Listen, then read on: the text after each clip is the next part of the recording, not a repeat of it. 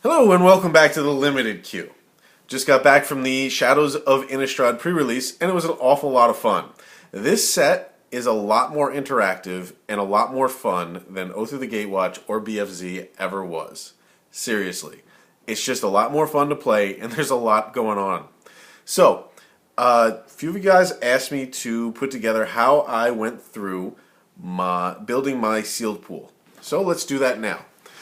This was what we opened, and I've already taken the steps off camera to do the first step of what I'm going to recommend, which is the first thing you do is you lay them out, lay all your cards out by color, and then you separate the bomb cards in each color. Now what is a bomb for the sealed format? There are a few different types. The first type is removal, mostly in red and black. So something like Reduce to Ashes, which does 5 damage to a creature. We were lucky enough to open 2 of them. Other bombs are big fatties on the ground. So large endgame creatures that can finish off a game by themselves. Something like a 6/6 with trample. Like this, Kessig Dire Swine. We also have 2 of these. Other options are awesome endgame cards, such as Under the Floorboards, or this flip card, the Kindly Stranger, which turns into Demon Possessed Witch. Demon Possessed Witch doesn't end the game by herself, but flipping and killing a creature definitely gets things going. And finally, we want to look for big fat flyers. Something like a 5/4 flying in blue for a perfected form. Obviously, we've also opened a Gitrog monster, so there's going to be a large incentive to try and go black-green.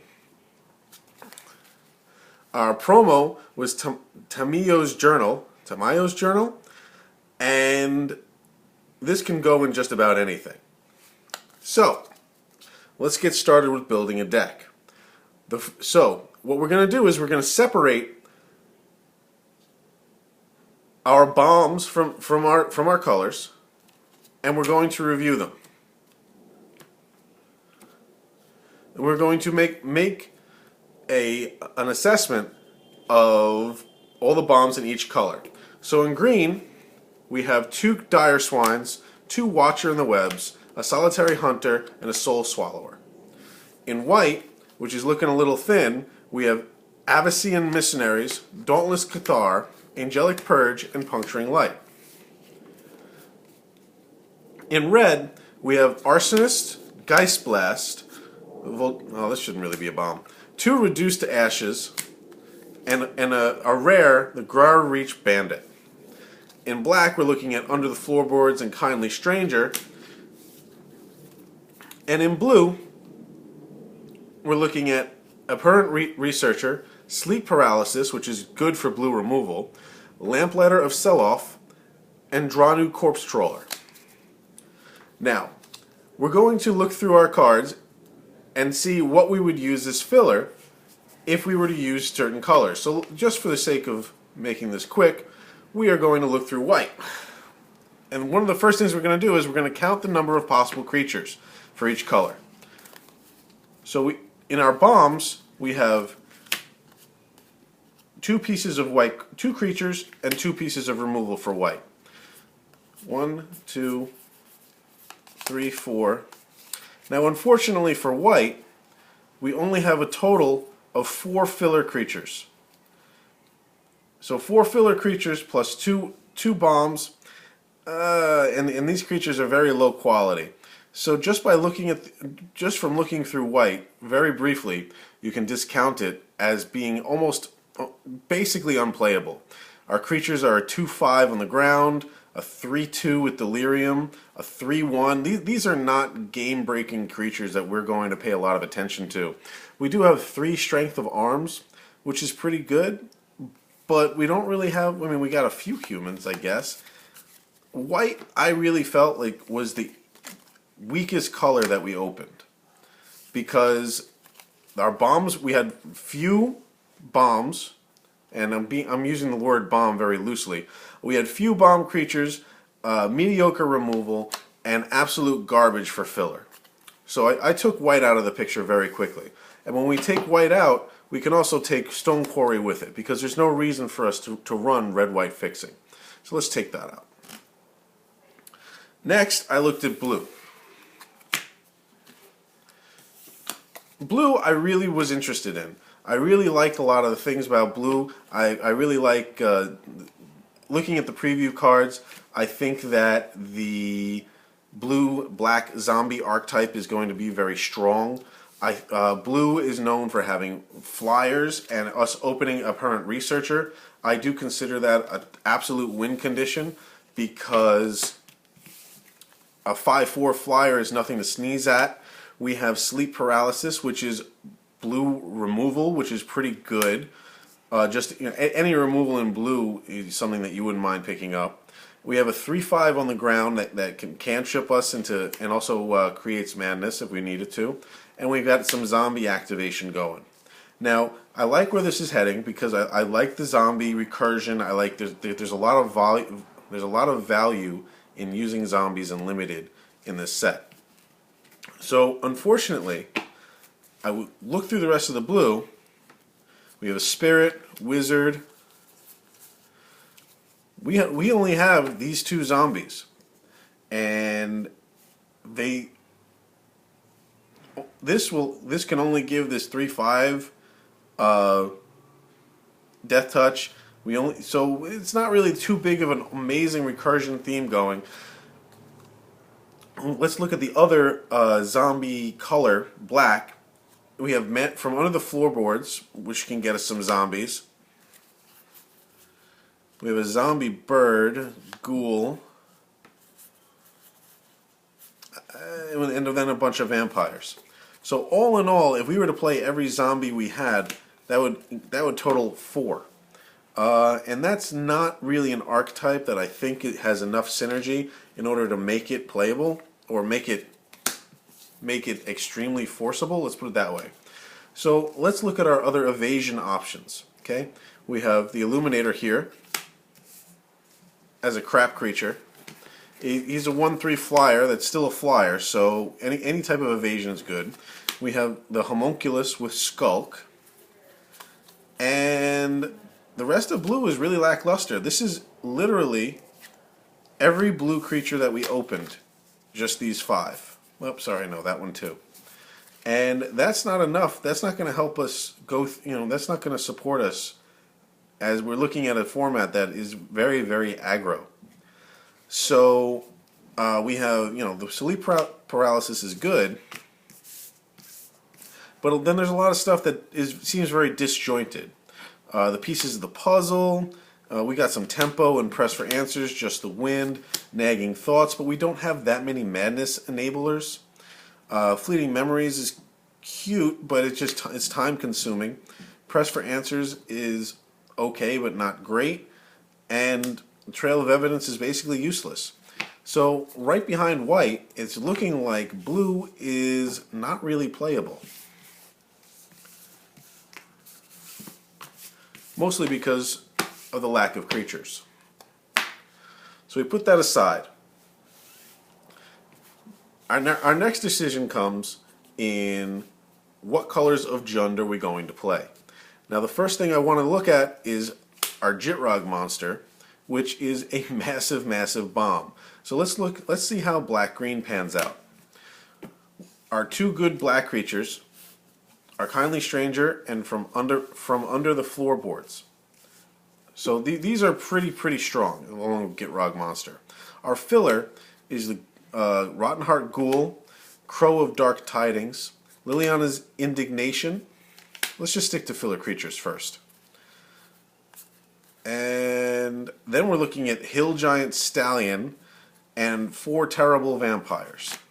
So this vampire makes everything bigger if you sack a creature, and these are just vanilla 3/2s. I mean, there's not a lot of synergy going on here, so I don't like that. And frankly, there's not a lot of quality either in these creatures. Stallion is a 3/3 Hill Giant. Rotten Heart Ghoul is a zombie centaur from Origins. Only somebody discards a card when he dies. So I guess you could target yourself to enable madness. Crow of Dark Tidings is actually not bad in the set. It's a 2/1 flyer that helps you get towards Delirium, but it's not that strong. And these 4 vampires are extremely negligible. So our creatures are definitely borderline meh. But we do have large incentive to play black for both Gitrog Monster and from under the floorboard. So let's see what our spells bring us. Maybe we've got some awesome black removal. Dead Weight is very awesome black removal. And then that's it. We don't have any other removal in black.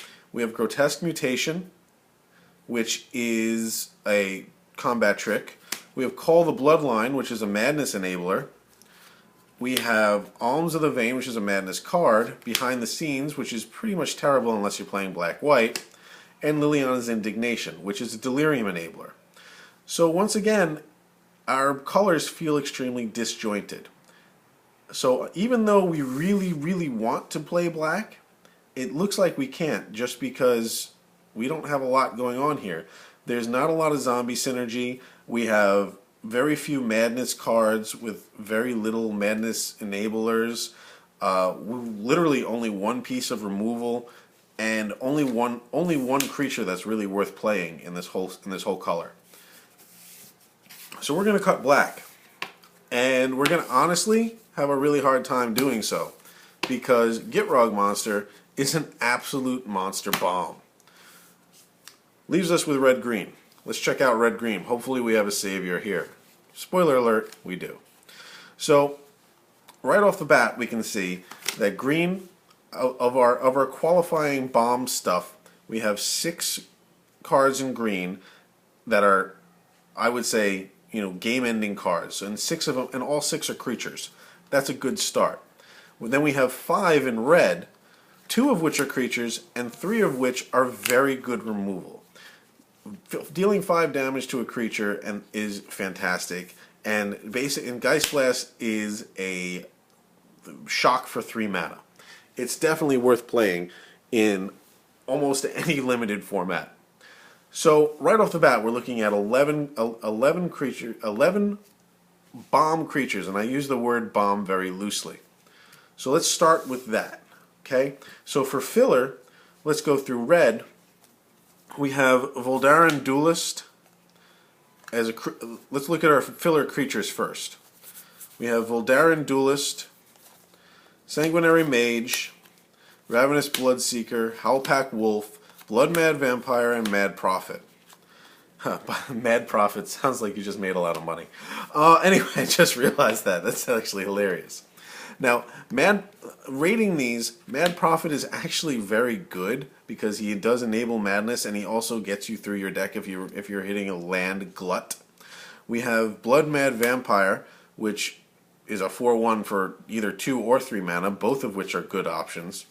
Howlpack Wolf, this text on the card, it's 3 for a 3/3 in red. The text doesn't matter because you're not going to be blocking with this deck, basically ever.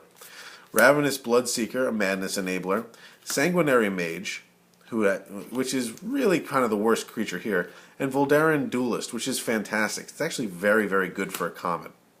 Our filler for red spells is Senseless Rage, Magmatic Chasm, and Vessel of Volatility. Of these 3, Magmatic Chasm has the most chance to end the game. So let's highlight that there for a second. So that's what our red looks like. These are our red bombs, which is removal and game-ending creatures. These are our red filler creatures, and this is our red filler spells. Over here, we have 6 green bombs. Let's look at our green filler creatures. We have the Veteran Cathar, which is a 2/2 for 2. We have Byway Courier, a 3/2 for 3 that gives you Investigate. We have 3 Loam Dryads, which is fixing. And unfortunately, that's it for creatures. For filler creatures, I should say. For filler spells, we have Weirding Wood, Confront the Unknown, Second Harvest, Howlpack Resurgence, Cryptolith Right, Fork in the Road, and Rabid Bite. The most important of these filler spells here is Rabid Bite, because this is essentially Tail Slash in green for sorcery speed for 1 less. This is a fantastic card. Rabid Bite is really, really good.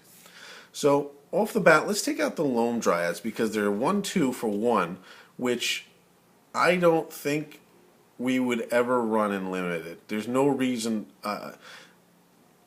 It could ramp us into something, but we don't have that. We would have to tap down 2 creatures for 1 mana, and we would need to count on these being in our hand early, and we need to count on them not dying. So let's just get them out of here, because I don't like that card at all.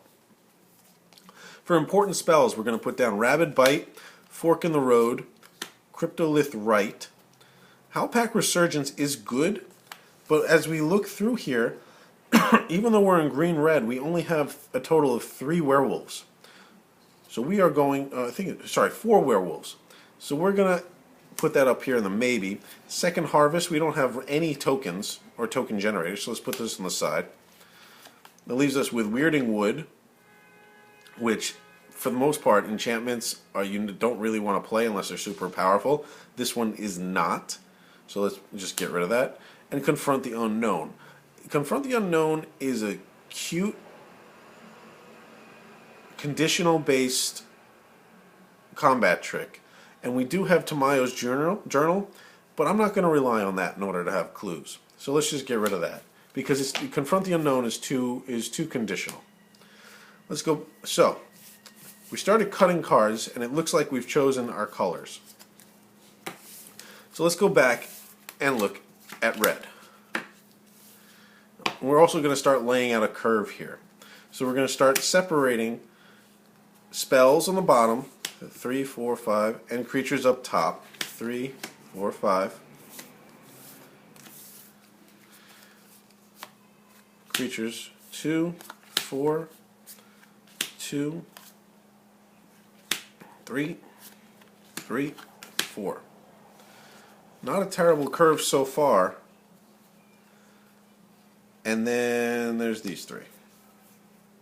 Now this is basically the curve of an aggro deck. If you can see, our early drop center around 2, 3, and 4, which is where we want to be. We have 1 or 2.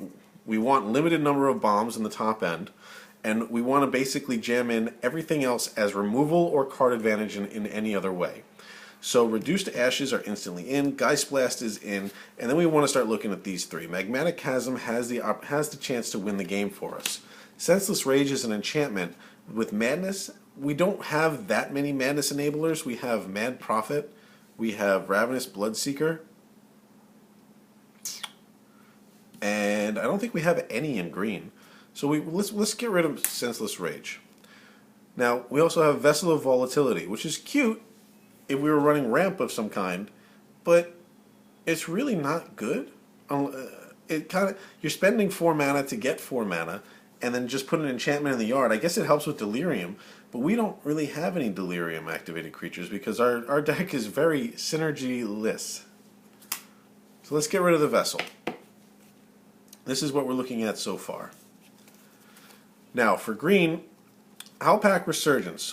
Let's count the number of vampires we have. Number of werewolves. 1,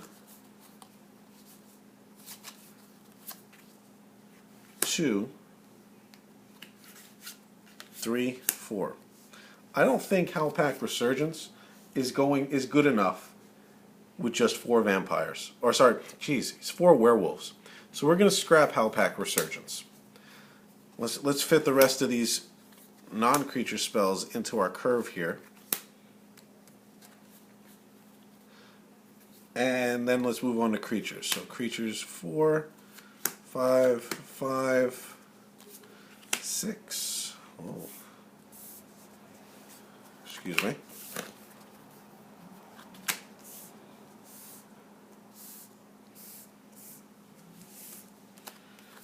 Six, 3, and 2. Once again, this is just about where we want to be as far as a curve. It wants to center around, usually around 3. An aggressive deck will center around 2 or 3, and a later deck will center around 4 or 5.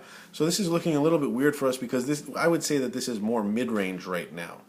Now, we are at 1, 2, 3, 4, 5, 6, 7, 8, 9, 10, 11, 12, 13, 14, 15, 16 creatures with 16 creatures and 7 spells. Let's look at what we have going for artifacts. Artifacts are interesting in this set. Wicker Witch especially, because it's a common that activates Delirium for both artifacts and creatures. And if we were running Delirium creatures, I would be looking at Wicker Witch very, very closely. But because we're not, we're going to take out Wicker Witch because it's really just a 3/1 for 3. Our other options are Slayer's Plate, here in the 3-drop slot, the Journal in the 5-drop slot, Magnifying Glass, and Harvest Hand as a creature. Now, this is actually a pretty decent mid-range deck. We just need to make some cuts. The very first cut I want to make is one of these Dire Swines, because a 6-drop is not necessary in this deck that has multiple 5. This is a 5/4 that turns into a 6/5. This is a 3/4 that turns into a 5/6. We basically have the ground covered.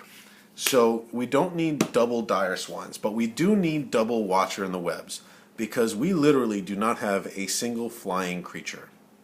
So our 2 reach guys are going to be holding it down for us on the ground, while we just able to slam in with the big guys. Another cut that we want to make is Veteran Cathar. It's a 2/2 for 2 that has an ability that we can't use because we can't generate white. In fact, the only way that we have to generate white would be Cryptolith Right and the 3 Lone Dryads that we cut earlier. And I don't think that he's good enough to really make this cut, especially because if we draw him in the late game, he doesn't do anything. He's not that good.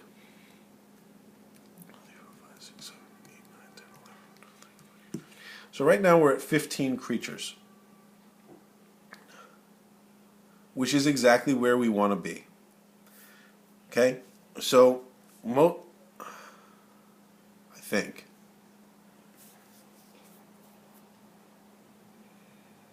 Yeah. Now we need to take a look at our non-creature spells.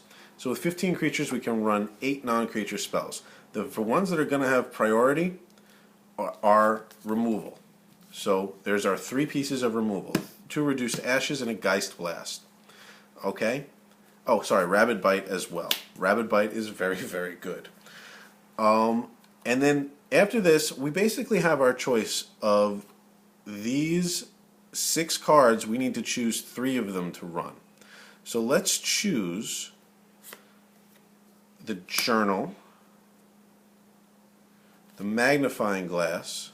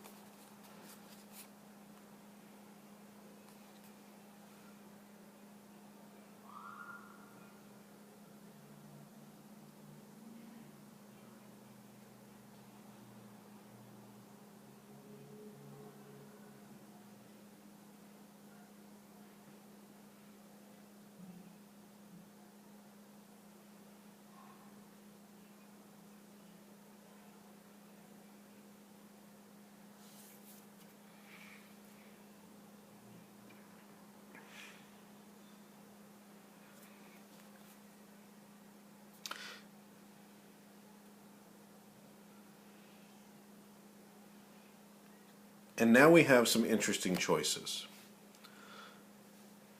because we have 2 pieces of fixing here. We have Cryptolith Right and Fork in the Road. So we can choose to run this with our Gitrog monster take out the dire swine, because really our 6/6 for 6 is worse than a 6/6 for 5. And then we would be sacrificing the use of Slayer's Plate and Magmatic Chasm to run these 23 cards, which is eventually what I ended up doing. The Fork in the Road and the Cryptolith Rite will help us if we have one swamp. This is what we ended up playing. And I don't know, I think that, so we played one swamp with 8 forests and 8 mountains.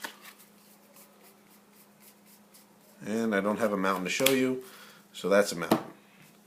Whatever. And that is how I built the sealed pool.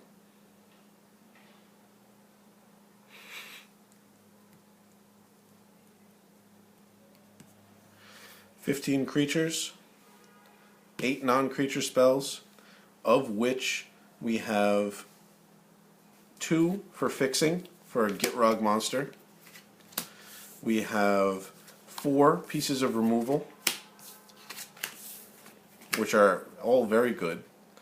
And we have Magnifying Glass for ramp and Tamayo's Journal for long-term card advantage, along with Gitrog monster. Okay. Just so you know, this is the pool this is the deck that we ended up making. We ended up going, I believe, we ended up at 3. Yeah, we have 3-1 for the event. So that's how you do Shadows of Innistrad sealed.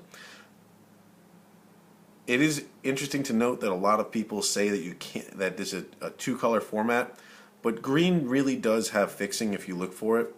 Fork in the Road is fantastic. It enables fixing. It also helps you get towards Delirium. Cryptolith Rite is a rare that at first I glossed over when I looked at it, but then when I realized that I couldn't run black and I was trying to find a way to run the Gitrog monster, that definitely became a way to produce black mana. There is not a lot of madness in the deck. Oh, it's interesting to note that the Cryptolith Rite can also create blue mana to flashback Geist Blast if we ever really needed it. We could use it to copy or reduce the ashes. Now, as far as madness, we have Blood Mad Vampire, which can be enabled by either Ravenous Bloodseeker or Mad Prophet. And for clue generation, we have Magnifying Glass, Tamayo's Journal, and Byway Courier. Watcher in the Web holds us down in the air, and our beaters are Gitrog Monster, Arsonist, Solitary Hunter, and Soul Swallower maybe once in a while. So that is Shadows of Innistrad pre-release sealed. Hope you enjoyed. This is how I built it. And I'm not going to lie, I did have help. Nat, thank you very much. In case you ever see this, definitely provided some last-minute help on how I can get black mana to fit in Gitrog monster, and just overall providing advice on just switch into this. So, thank you very much for watching, and I hope that you enjoy your Shadows of Innistrad pre-release as much as I did. I had a lot of fun, actually. The set is, it plays extremely well. Alright, thank you for watching. Bye-bye.